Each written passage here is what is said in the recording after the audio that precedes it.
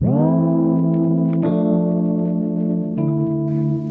everyone! So in today's video, we are going to look at and dissect the AstroWorld 2021 tragedy. Now, before you go and click off this video onto the next one, hear me out. I myself do not like nor listen to Travis Scott's music.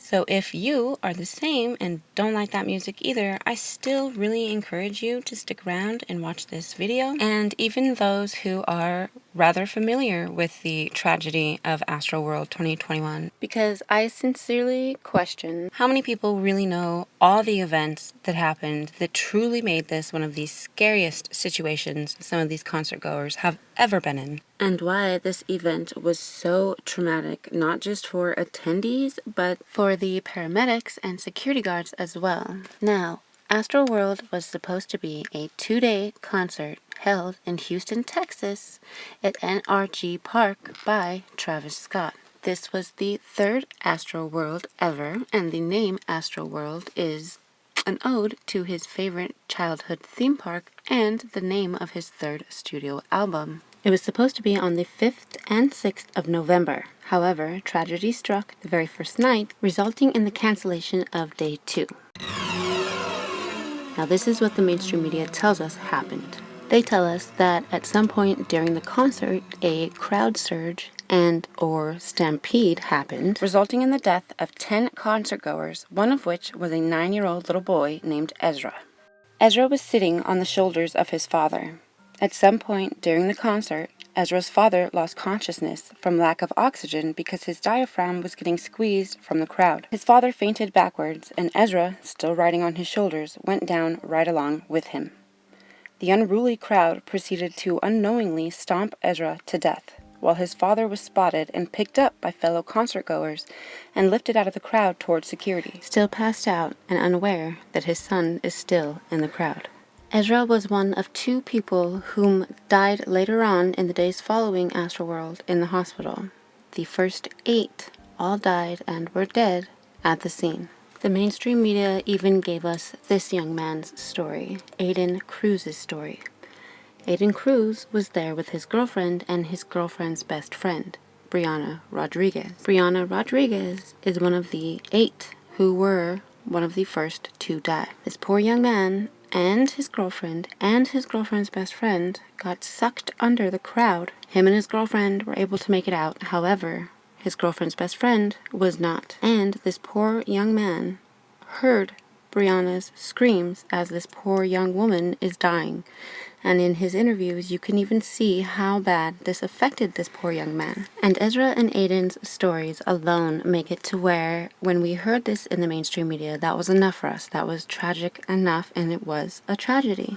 At the same exact time that the mainstream media was telling us about a crowd surge and/or stampede, they were showing us images and video clips of stuff like this.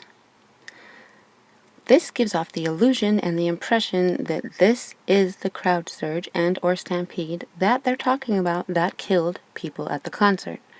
This happened in the beginning of the day. This has nothing to do with the people who died. Now, I slowed that same clip down a little bit because I want you to see this. You see the fence go down, and then see how the street was relatively clear, and then look at it. It's a swarm of people. And now next, I feel it necessary to show some still images and give some more facts about the concert so that we have a good concept of exactly what these kids and security had to deal with at this horribly planned concert.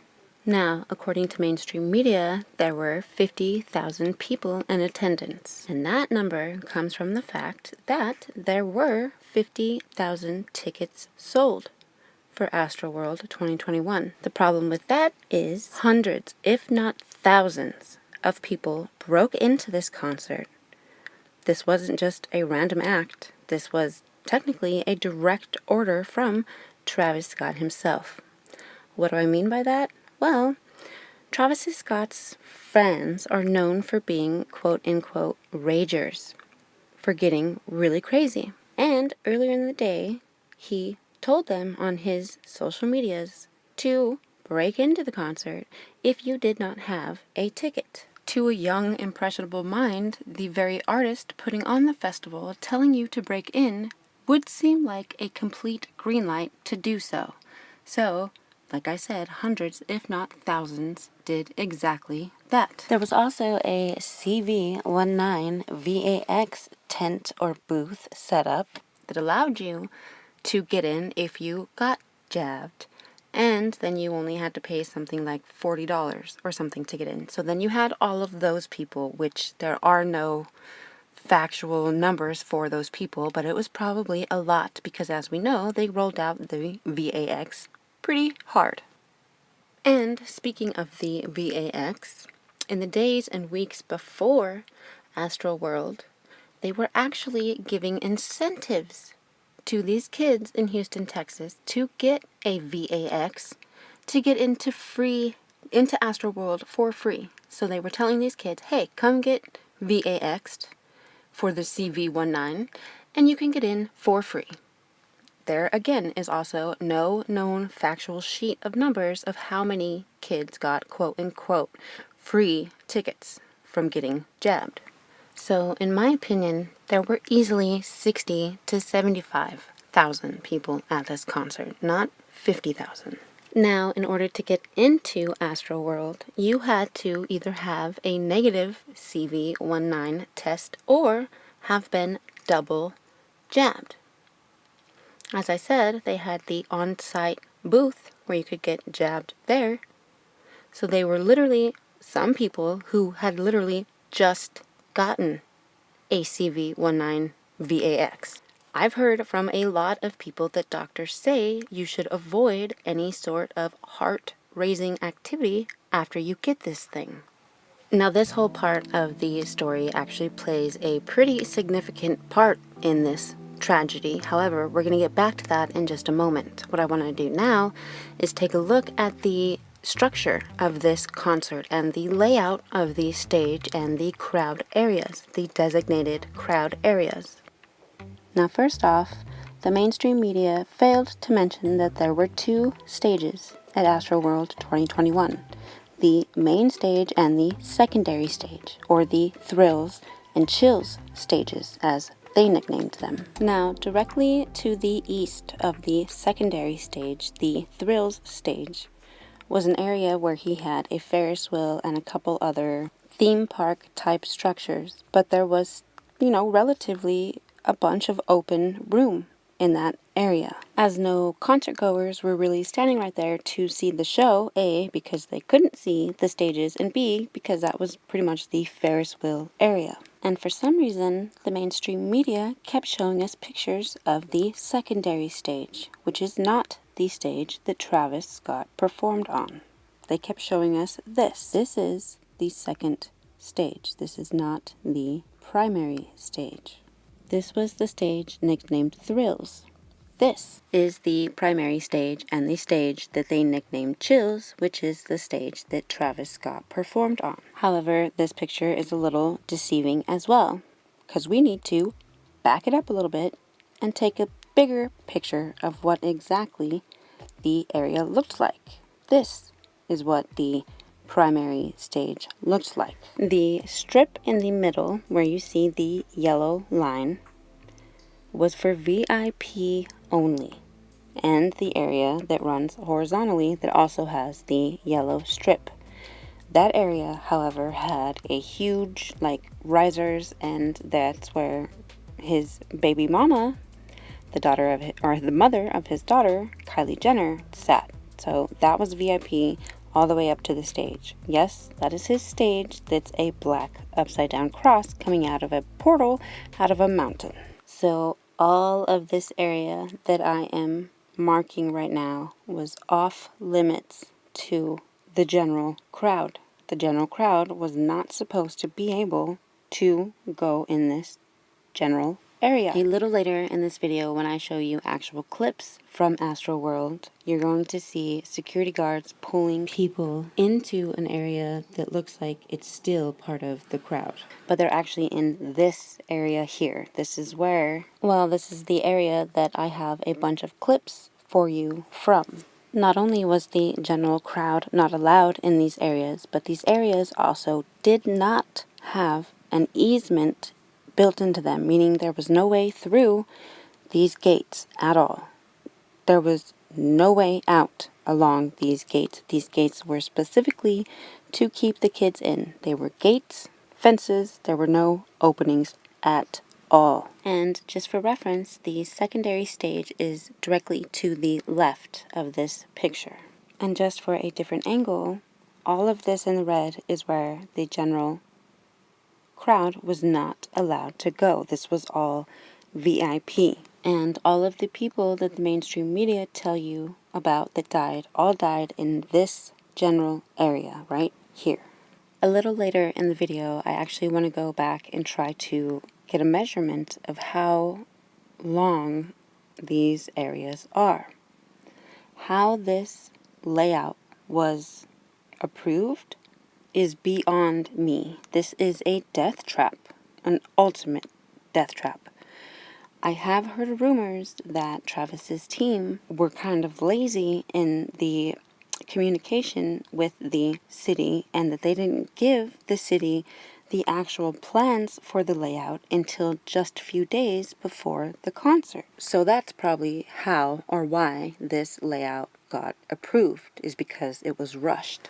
However, it was not just the gated VIP area that was a horrible death trap and should not have been approved, but this entire camera staging VIP area was a huge mistake. And I'll just go right along and say whose fault that is. That fault is Apple TV's fault, because this entire camera staging area was so that Apple TV could get their great, production quality shots of the concert because it was broadcast on Apple TV. And this picture is to help us get a good grasp on exactly what the crowd situation was. So all of the red is where the general public's crowd could go. So this is where all the crowd was. Notice how right here they try to say is a designated crowd area. If you were standing right here, your view would be blocked completely from the stage. I have circled the second stage in yellow and the first stage in pink. Before Travis came on stage, on the stage, there was an artist named SZA who was performing. After her set, the crowd that had gathered on the secondary stage then followed the red arrow and used that little corridor to then reach over to the primary stage, the stage that Travis Scott was about to go on to. So most of these fans went through this little corridor here where the red arrow is, which then shot them out right about here. So instead of having to walk all the way around this giant Apple TV stage, naturally most people went right into these little quadrants here. Now you can see why most people who died from the quote-unquote stampede all died in this little general region, is because everybody was pushing into this little corner. And because of this decision of the crowd to not walk around this Apple TV stage, that's why I say that this Apple TV stage was a huge mistake and should never have been approved, right along with this barricade plan.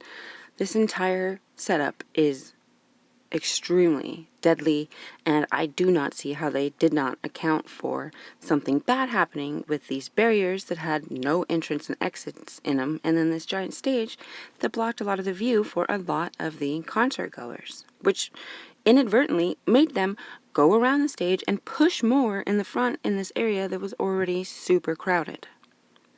Mind you, he didn't go on stage till like 7:45. Some people were waiting there from 10 a.m.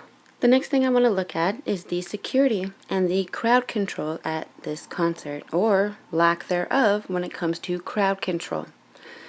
These were from the beginning of the day, like I said. Clearly, these show that at no point was there any sort of upper hand in the crowd control. From the very beginning, the crowd was out of control.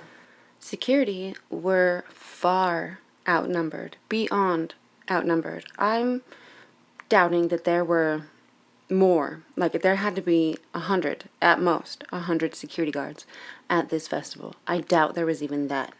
And like I said, there was easily up to 75,000 people, unruly people, mind you, at this festival. So security was completely outnumbered. Secondly, there was paramedics that say that they saw other paramedics that didn't even know how to give proper CPR.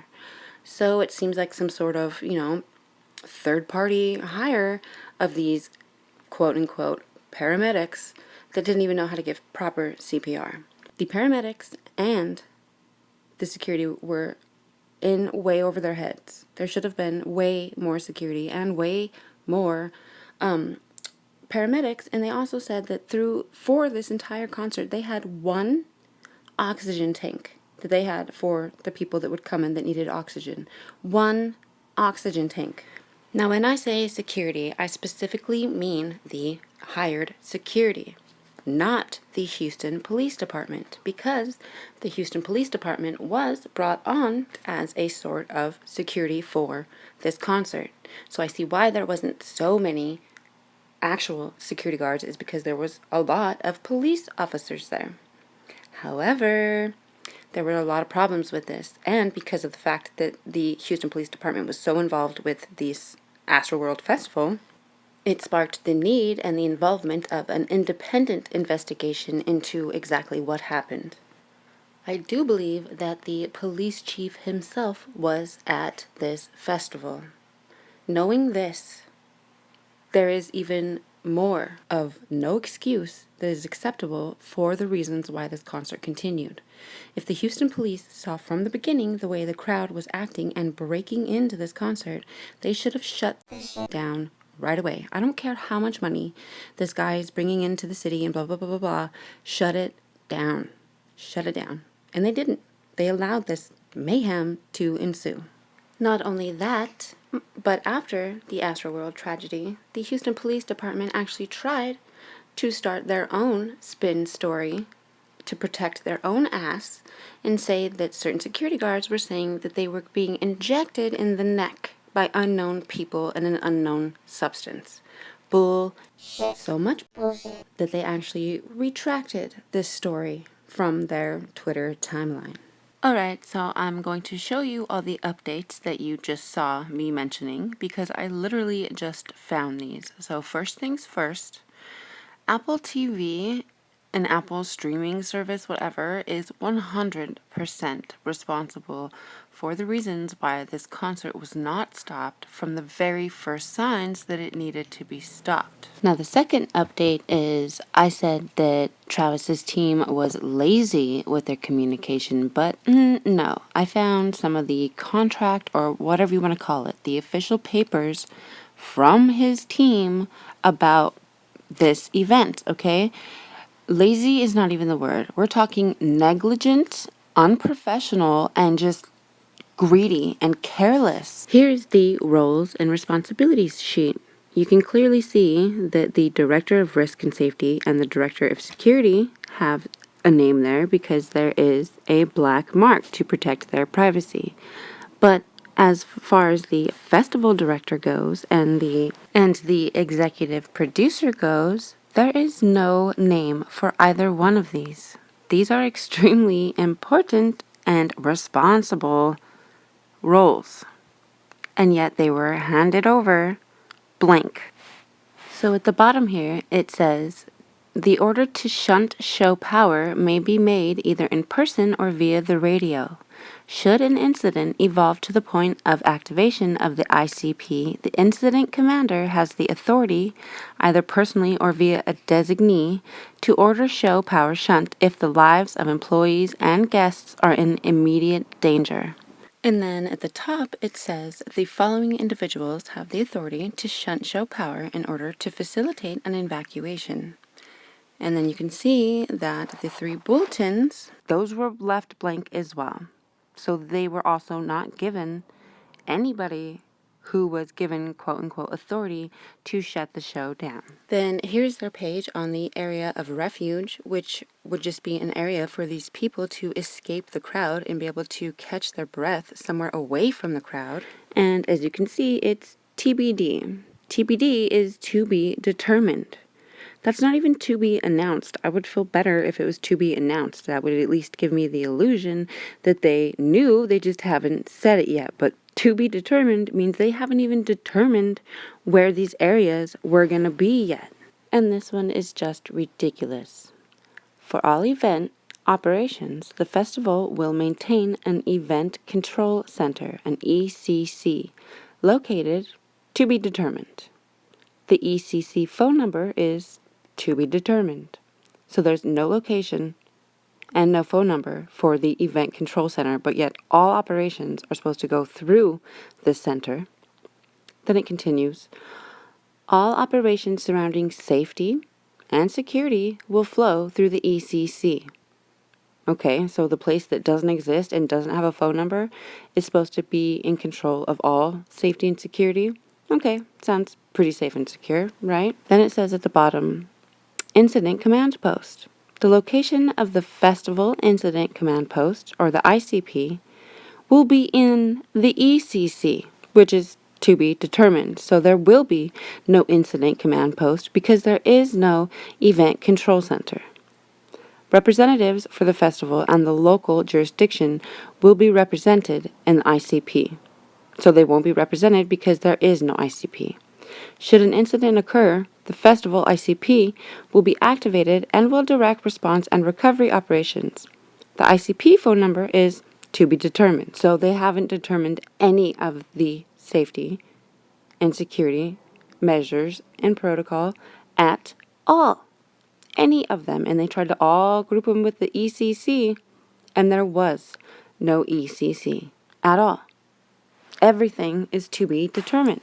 And it also says that a log of all the requests for service was supposed to be maintained. So a log of all the incidents as well. And because all of these ECCs and ICPs don't exist, neither does this log, showing they're not even going to consider your safety, let alone report it. So I feel that everything I just told you gives you a good general aspect and grasp of what the mainstream theory and narrative is about this tragedy.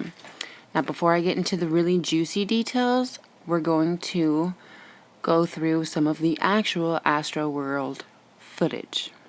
Now, this footage comes with an extreme viewer discretion advisory warning. If you have not seen any AstroWorld footage before, you may find this footage very disturbing and very distressing. This footage does contain profanity from people in a state of fear, so do excuse them, but at the same time, I do not blame them. This video also shows real human suffering and death. Viewer discretion is highly, highly advised.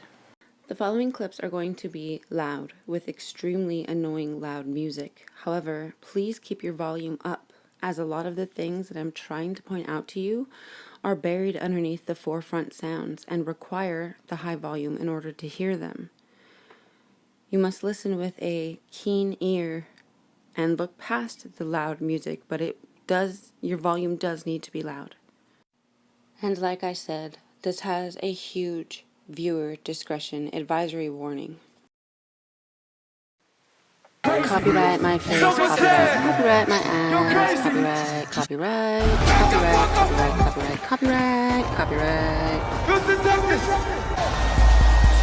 Literally like in fucking hell, bro. Like it felt like we was in a concert in hell. You think it's probably gonna be like at least 100 people who dead tonight, like.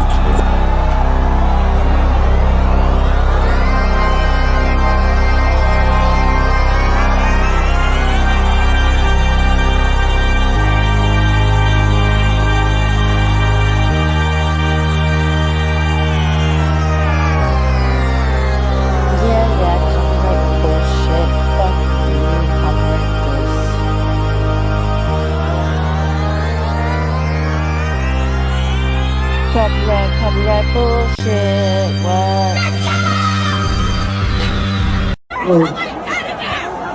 If that's okay with you real quick, please let's do it.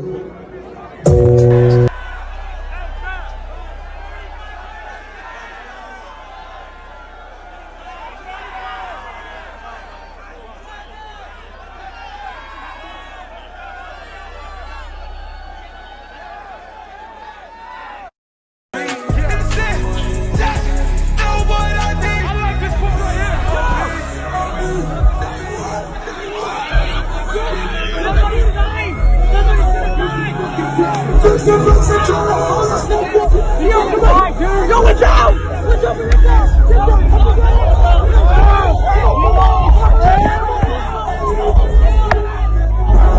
Yo!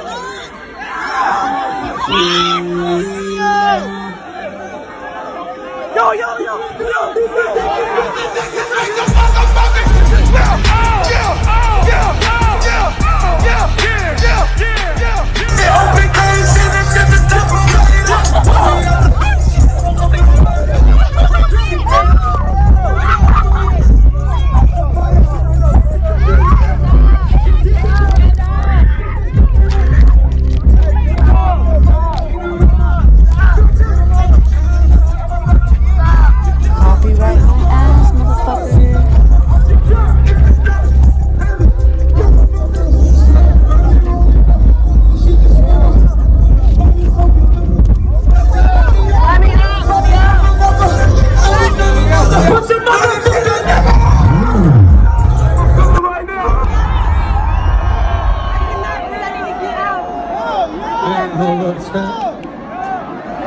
Hold up, my boy. They breaking over the gate. It's crazy at a Travis show, bro. They climbing poles. We got security and meds trying to help everybody. And the Scots is playing, bro. People are passing out, dying in the pits. Medical can't even get them out the crowd. People are breaking over the gate to get a better view.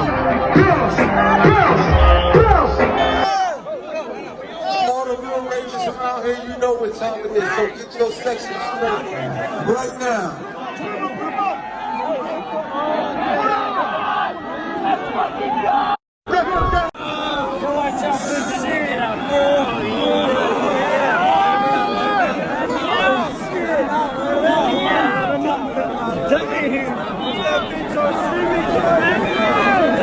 Hey, over here. Bro, there's no way you're doing it twice. Hey, jump up there. To everybody that's watching at home right now, I want y'all to see a little bit of how we do it out here in Houston real quick. You can hear someone screaming for help, but is drowned out by the noise. Yeah. My boy's from the raise. Woo! The one thing we know at a show, there is no bystanders at a motherfucking show. Chase B. Now I slowed this next clip because I don't want you to focus on the audio. I just want you to focus on this poor young man's face and just look at how distraught he is and how exhausted he looks. And he almost looks like he knows that he barely escaped that crowd pit with his life. Like, he even shakes his head at the end. And it's like, I can feel how he is aware of how he almost died.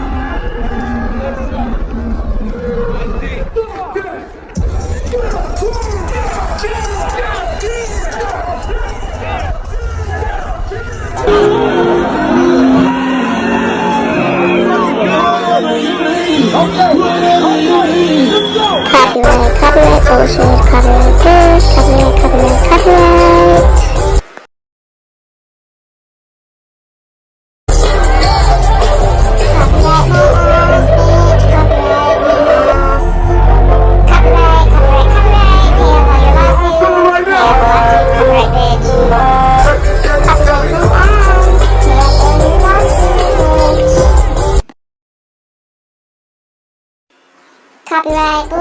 Copyright bullshit, copyright bullshit, pay up in court.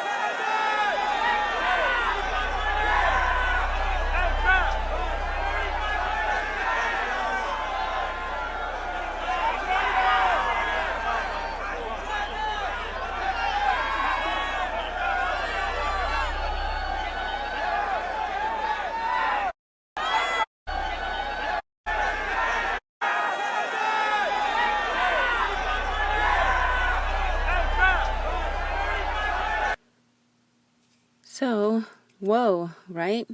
Like, what the absolute hell? I don't think I can show any more videos. There's actually a lot more clips I can't find anymore. Like, I saw all these videos last year, right after it happened. And there's a lot that I wish I could find just to show you guys, but I do remember them being pretty hard as well, so I guess I'm kind of glad that I can't find them. But it was hard to make that. It was really, really hard to make that. So I'm not going to show any more videos. There's one young man's video that I am going to show later, but it doesn't show anything from inside the concert. I am going to show some still images, though, a little bit later. That there's one that is just as disturbing and distressing to me as those videos you just watched. If you didn't really hear much, unfortunately, I advise you to go back and watch them again, because if you couldn't tell what I was trying to do, like I said, you have to watch it on a high volume. If I could, I would take out his crappy music. I just don't know how. But you have to have it at a high volume so you can hear all the screams. Yeah, some of it is what you're seeing, but a lot of it is what you're hearing. Sounds like, literally, like a scene from hell. And if you are already familiar with AstroWorld footage and stuff, if you only are familiar with it from YouTube, you'll notice that everybody else kind of talks over all that footage, mutes it. They just let you see stuff, and that's because of the copyright bullshit that they do.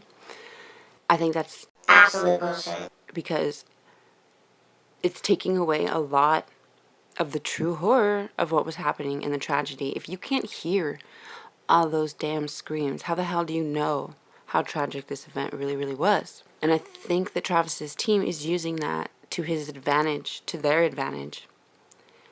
Not only to profit off of it by the copywriting, but to suppress the fact that, yeah, Travis did hear his fans screaming. There's no effing doubt in my mind that Travis was well aware of what was happening in the crowd. Now, I'm not saying that Travis should be blamed completely for exactly what happened, or that he should be sued, to what I think about the whole lawsuit thing a little bit later, and who's to blame and stuff like that later. So don't get that confused, though, is what I'm saying. I'm not saying this is all Travis's fault. Like, I'm not dumb. I'm well aware of the faults of, that there's going to be different faults. We can't just sue one person for this shit. With the anniversary of AstroWorld coming up, I really want to see if we, as a community, everybody, could get together and start a petition to actually have the people that can be held responsible be held responsible, because this is absolutely ridiculous. And the fact that I showed you there was no event executive producer or event organizer or whatever it was in the beginning, that's like so negligent. There has to be something that can be done, because there was no security protocol set up at all. And then, yeah, like it should have been shut down from the beginning. So I'm making this video because it's more of a tribute to all the people that were affected, not just the 10 people that the mainstream media tells you died, but everybody, even the ones that are still alive, because there's a lot of people that are traumatized because of this concert. I'm going to talk to you about some other attendees that have come forward and were open and honest with their traumatization from this concert and what they saw and had to deal with, and what it was exactly that traumatized them. So we'll go through some of that right now.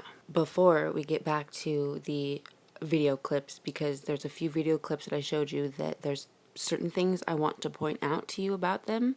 It's just I can only handle those video clips in small increments, so I have to divide my time visiting them, if you will.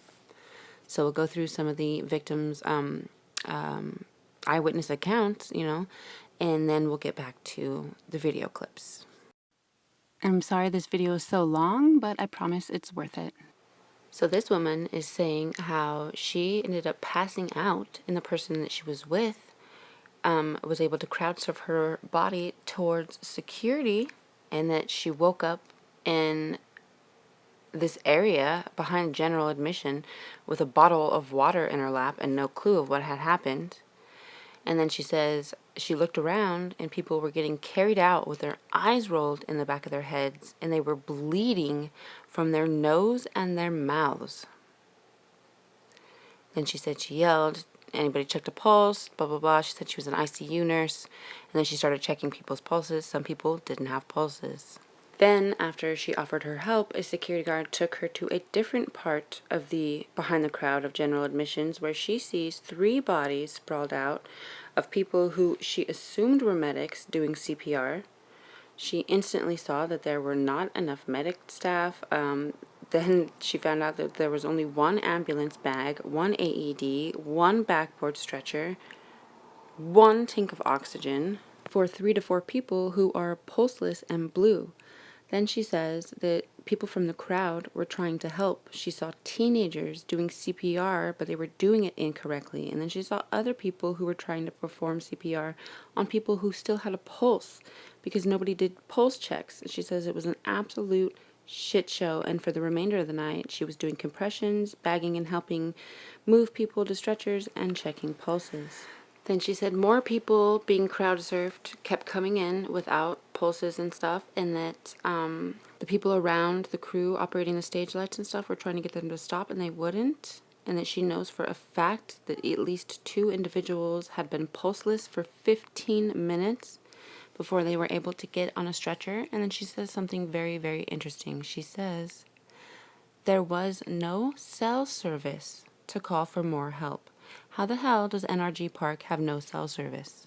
Here's another attendee's account. They say, it was like watching a Jenga tower topple. Person after person were sucked down. You could not guess from which direction the shove of hundreds of people would come from next. You were at the mercy of the wave. I watched my friend be dragged away from me and lost sight of her.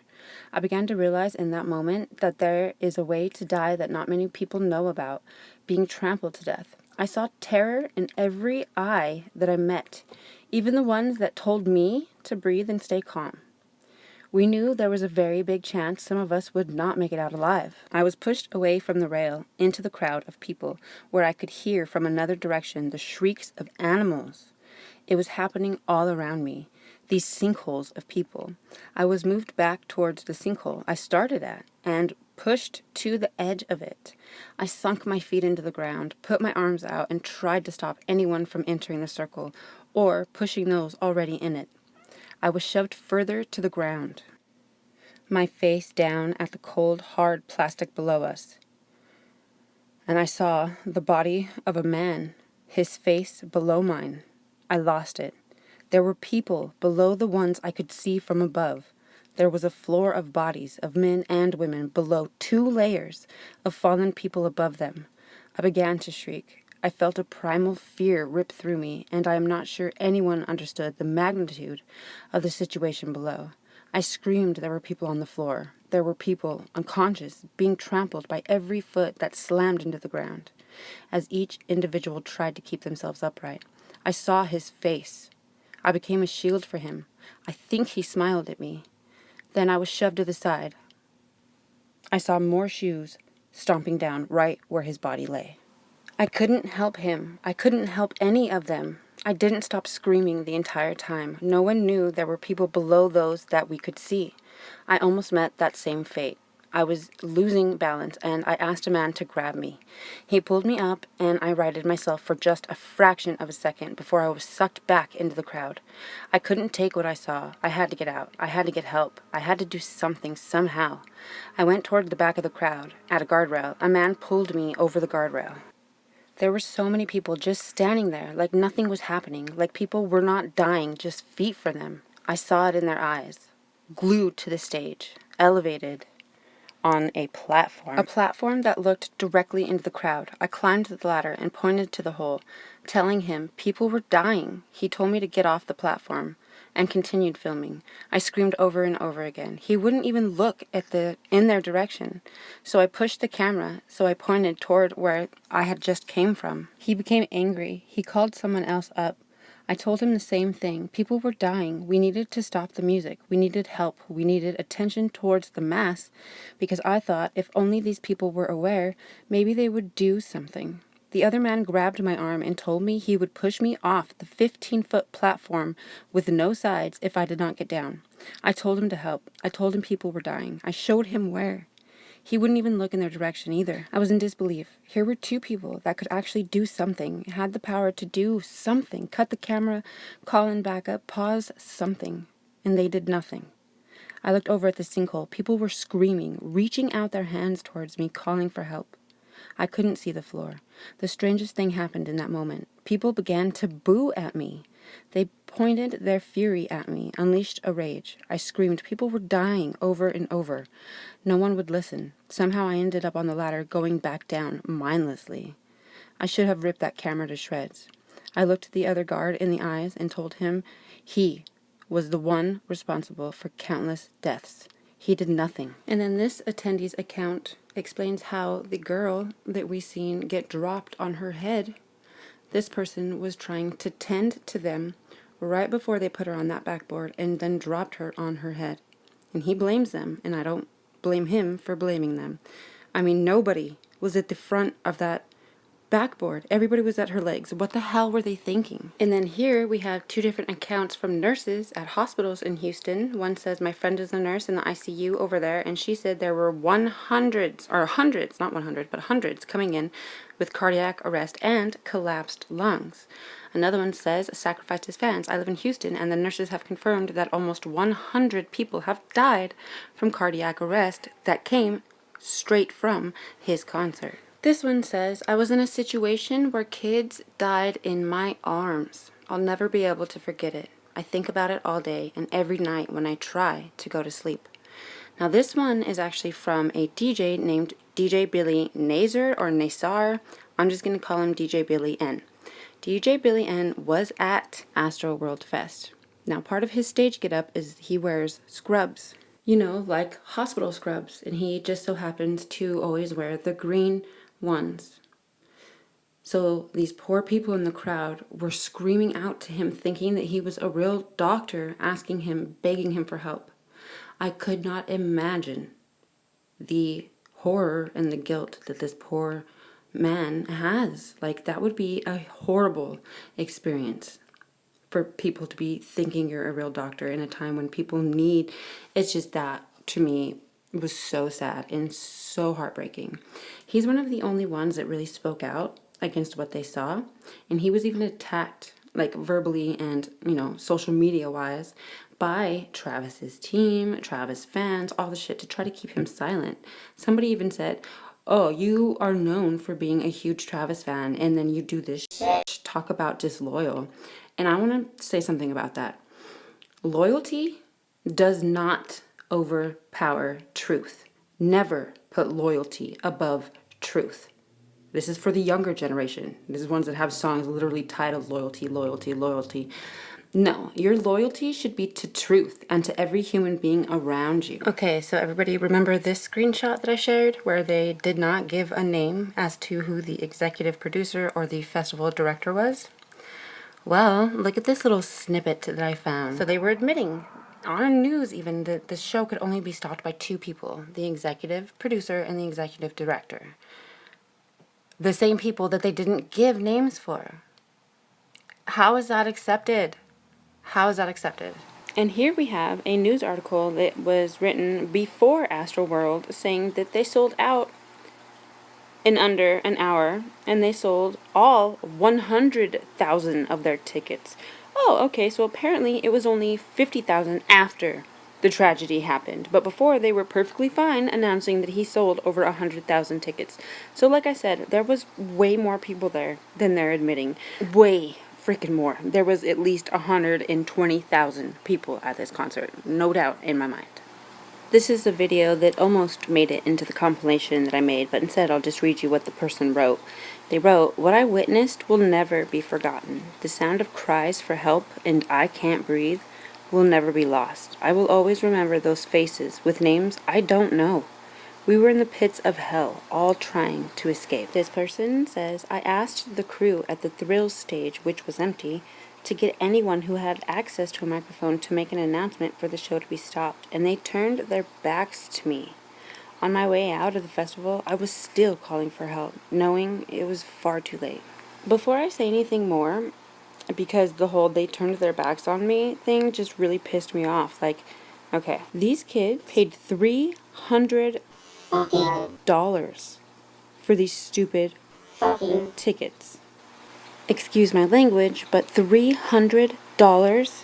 The last AstroWorld that was in 2019 was only $179, though that is still way overcharged for someone who doesn't even sing and just screams into a microphone over auto-tune. Some of these kids paid $300 to go die. Now, I'm not saying that to be insensitive. I'm saying this because I'm really trying to hit home with people of how we really need to be more aware and conscious of what exactly our money supports.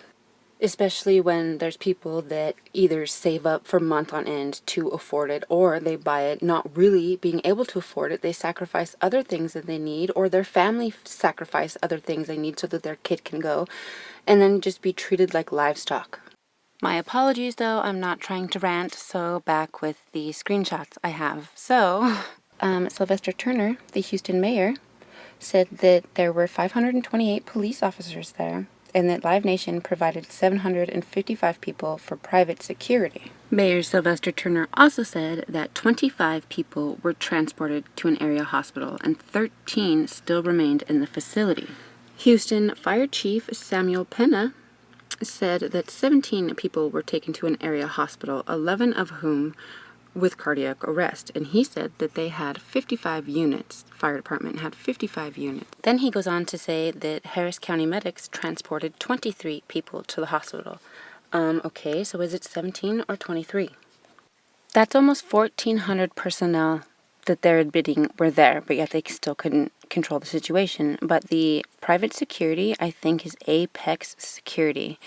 And I just want to know how much of that security was hired specifically because Kylie and Kendall were there. Which reminds me, I sort of have a theory about the setup of the barrier and the barricade, because if you're looking at it from above with the stage at the north of your vision, if you will, then the eastern barrier fence that kind of goes behind the stage and leads to the personnel trailers and stuff like that, and that leads to the big middle part with the yellow strip that to me looks like a catwalk, and this is where Kylie had to walk. So I feel like that they were almost like, ew, separate me from these normal people. I really do, honestly. These people, they don't think that they're the same as us. So, like, to think that they would think anything otherwise besides us being disgusting animals is delusional.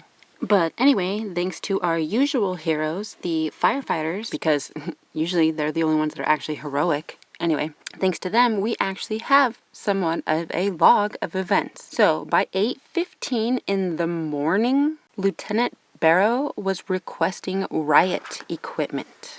At 8:30, Vidsy's system was activated by the HPD. We're going to come back to that in a moment and kind of explain what that is.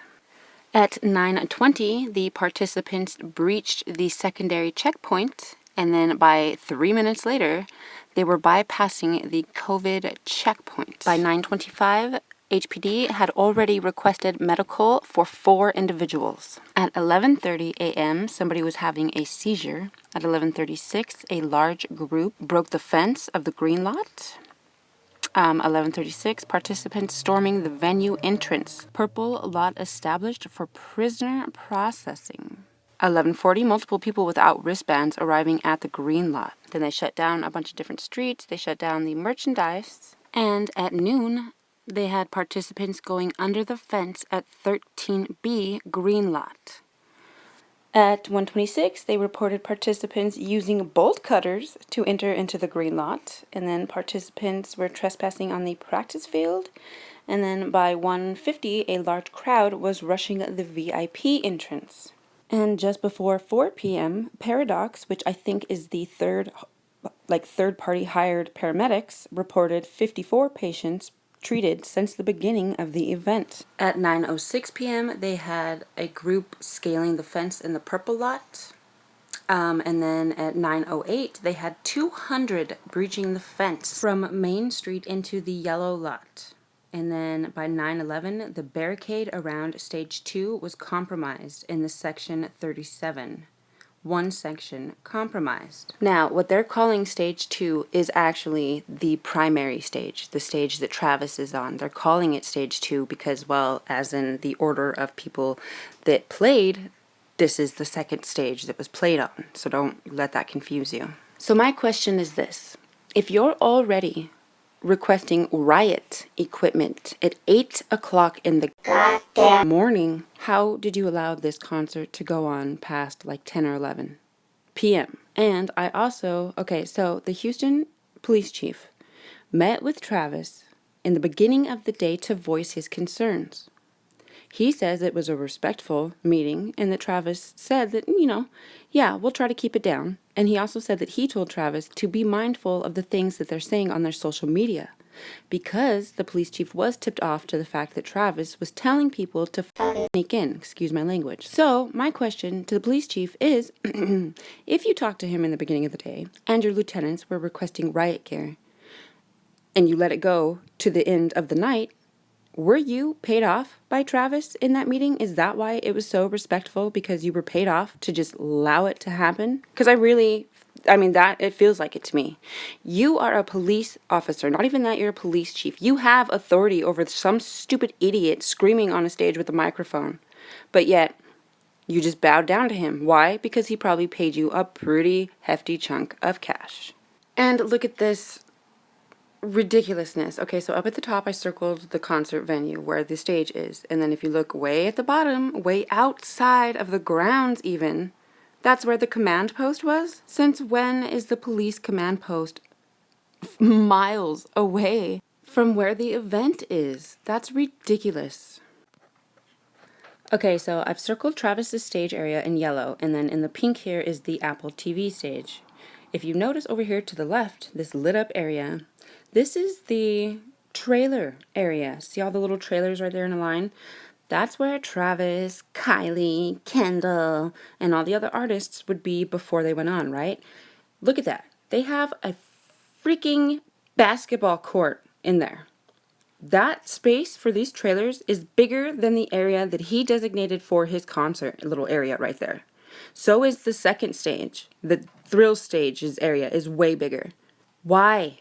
Why? Because your stupid little baby mama is such a bitch that you have to have this entire little area and you have to play basketball, that you would much rather bring in a whole basketball court than give more room to your fans who paid $300 to see your stupid screaming auto-tune ass? This whole thing is really pissing me off and disgusts me, utterly disgusts me.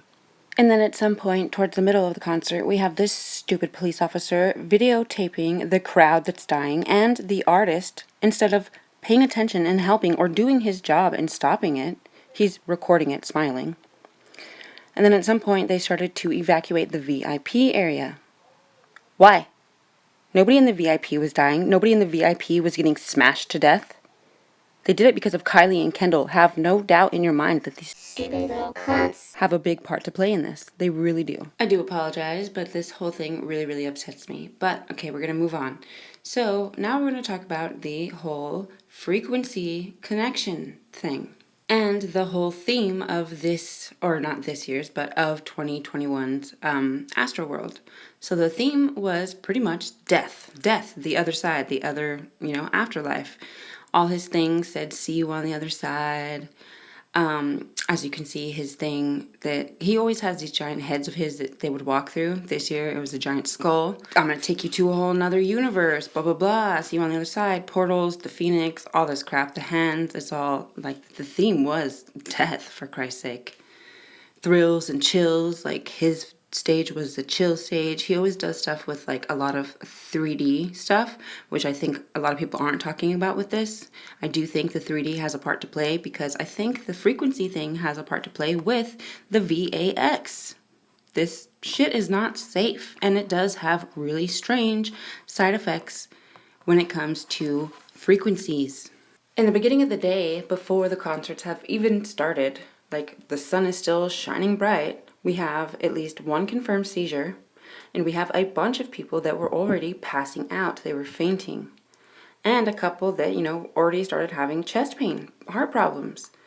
And, maybe the fact that they played a certain sound for 7 hours plus before anybody started playing like an actual concert, maybe that has something to do with it. I'm going to let you see what these kids had to hear the entire time all day. They had to hear this shit all damn day before the concert started.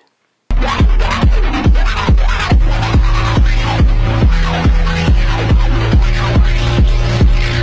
I moved to my computer and like fix it. Yeah, the schedule just and then basically.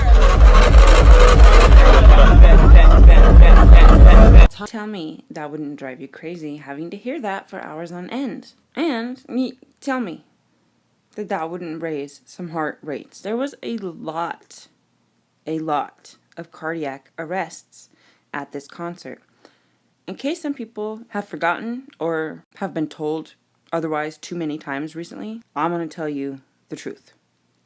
Cardiac arrest in young adults and teenagers is extremely rare and is not common. Despite what these last couple of years have been showing us, it is not common for young adults or teens with no prior history of any heart condition to just all of a sudden drop dead from a cardiac arrest. Something is accelerating this. Something is accelerating this in young adults and teenagers. What about all the others? All the people that had and died of cardiac arrest? Is it because it was cardiac arrest that they're not considered to have died at AstroWorld? But what about them? What are their names, right? Not only that, but what about these two people? Matt Engel. He's not represented in the 10 people that died that the mainstream media tells us about. And what about this one? Another child, a 10-year-old, Thomas Drought, who was found deeply bruised with head injuries on the floor. He died. And then this man, Eric Kennedy, Pape, he died. How come they're not talked about? Which to me shows that there's a lot more that we don't know about. Mr. Bell was working as a hired staff, I think security. He's handicapped.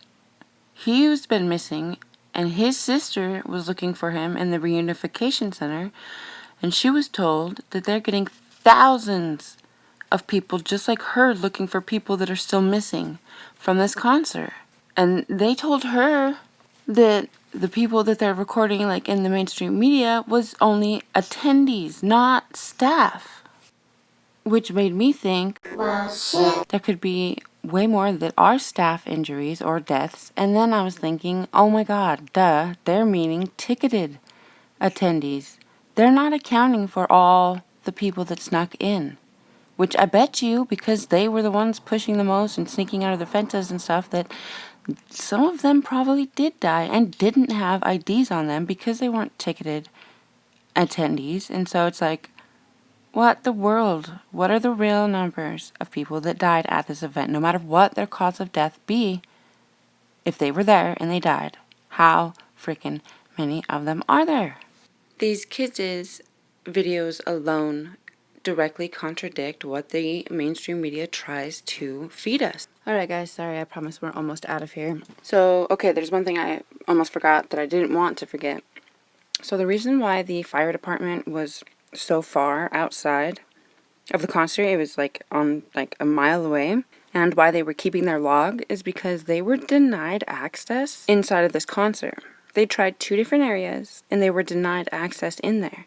So they, being the smart heroes that they are, said, you know what, we're going to make our own little command post up out here and we're just going to kick back and wait while all this unfolds on you like it did. And so like we really owe a lot to those Houston firefighters for just being smart and being human. And that brings me to another point. We should not live in a world where private security or celebrities have say over firefighters, the fire marshal, or the police. Like, they should be able to just burst up in there and say, cut the cord, this shit's over. They should be able to do that because of situations exactly like AstroWorld. So pretty much right before he stopped the show or ended the show, he pretended to stop the show for a fan that he quote-unquote cared about. And I thought it was really, really disrespectful that he brought attention to the opposite side of the stage that really needed the help. I think that was intentional so that it didn't appear to the live broadcast how devastating it really was. And if you notice here, look at this security guard's face. I'm pretty sure this is not a white boy. And look how pasty and blue his face looks. He looks like he's about to pass out right now himself. Because he is now face to face with the first dead body that he has ever seen. And speaking of faces, look at all of these kids' faces. I see at least 14 traumatized faces right here from the same thing. They are seeing, for the first time, a dead body.